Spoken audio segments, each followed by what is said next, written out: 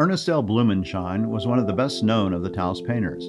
His distinctive style that was first called post-impressionist and later modernist garnered him wide and appreciative audiences and numerous awards. His paintings today are held by the most prestigious galleries and museums in the United States. Blumenschein was born in 1874 in Pittsburgh, Pennsylvania, to parents of German descent and raised in Dayton, Ohio. His father was a professional musician and composer. The young Ernest excelled at music, and his father had high hopes that he would follow in his footsteps and become a professional musician. However, Ernest showed an interest in art. Even though his father was pushing him hard to stay in music, Ernest felt this was where his greatest talents lay. At 17, Blumenschein won a scholarship study at the Cincinnati College of Music. However, while studying music, he also enrolled in a class at the Art Academy. He was soon convinced that the future career was to be that of an artist, and consequentially moved to New York City to study painting at the Art Students League. Blumenschein made his first trip in 1892 to study at the Académie Julian in Paris, where he worked at academic figure painting. While in Paris, he met other future Taos painters, Bert Phillips, E.I. Kaus, and most notably Joseph Henry Sharp. It was Sharp who inspired the other three with the stories and sketches of Arizona and New Mexico to go to Taos. Upon his return from Paris, Blumenschein began what became a successful illustrative career.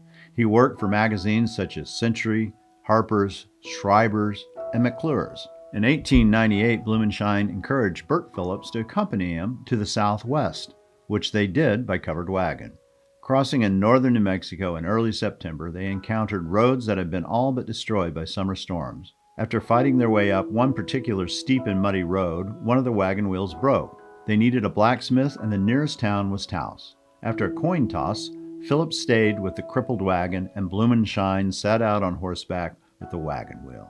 His feelings as he rode along through the New Mexico landscapes are best told in his own words.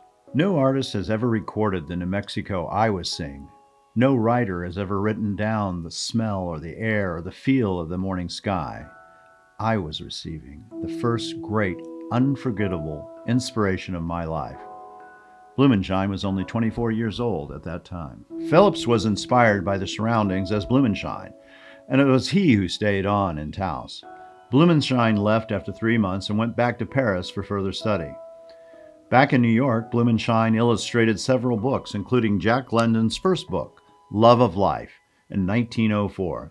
This led to his working with other famous writers such as Stephen Crane, William Carter, and Joseph Conrad. During this time, he met fellow painter Mary Shepard Green, who was fairly prominent in Paris at the time. She exhibited widely and won medals at the Paris salons. Blumenschein and Green married in 1905 to the consternation of her friends, who thought that a prominent painter should not be marrying an illustrator, and that it would damage her career. In fact, both of their careers went on fine. Even after their move to New York City in 1909, Green continued to exhibit widely in Europe as well as the United States. Back in New York, the Blumenscheins both taught at the Pratt Institute. Ernest worked tirelessly on his paintings and illustrations during the fall and winter, and spent every summer in Taos. Blumenschein met Maynard Dixon, a fellow illustrator in New York City from 1907 to 1912, and they became fast friends. Blumenschein invited Dixon to join him in Taos to be part of the art colony, but Dixon declined. Blumenschein began to have great success exhibiting his paintings. In 1917, Mary Blumenschein received an inheritance that included a nice home in Brooklyn, the sale of which, 2 years later, left the Blumenscheins financially independent. At the time, Mary finally acquiesced to moving the family to Taos, in no small part because her daughter was in frail health. She hoped that the dry western air would be good for her, which it was. The whole family settled quietly at Taos, their money enabling them to buy a large property, and Blumenschein went to work painting.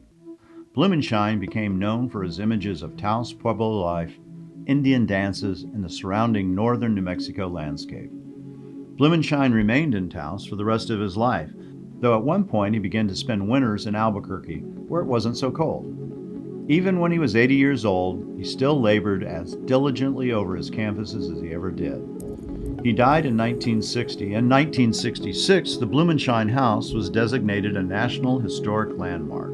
Blumenschein's work is held by many prestigious museums in the country, including the Museum of Modern Art, New York Metropolitan, and the Smithsonian. He was a full member of the National Academy of Design.